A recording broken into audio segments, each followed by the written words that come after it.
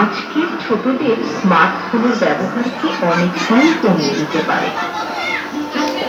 অনেক সময় পুতুল একাকিত্বে বন্ধু হয়ে ওঠে। বয়স বাড়িয়ে পুতুল কারো কারো কাছে স্মৃতির খনি হয়ে থাকে। তাই বলতেই পারি আমরা, স্মার্টফোন ফেলে আমরা আজও পুতুল খেলতে পারি।